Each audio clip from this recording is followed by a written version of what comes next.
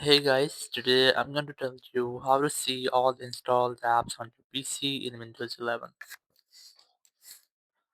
If you're using Windows 11 on your PC or in your laptop and then you want to see all of your installed apps, so let's see how can you do that. So you have three different ways. The very first way, just click on this window icon here and then select all from here and you must get all installed apps on your PC.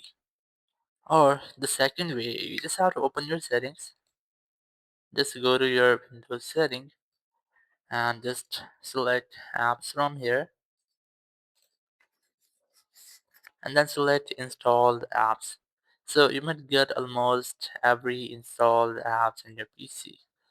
So if you want to uninstall anyone, so you can easily uninstall that from here. Just tap on this three dots over the app and then select uninstall and the app will be uninstalled.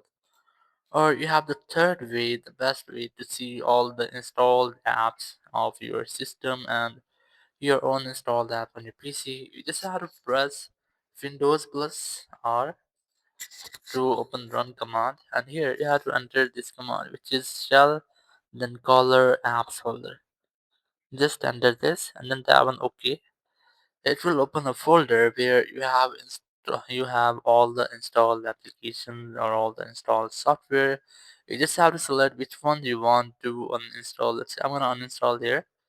Just right click on it and then select uninstall option and it will uninstall the app, but it will go to the option of on the app and control panel. Just right click on the app here, then select uninstall, then tap on uninstall again, and your app will be completely uninstalled. So you might get almost every app installed on your PC here.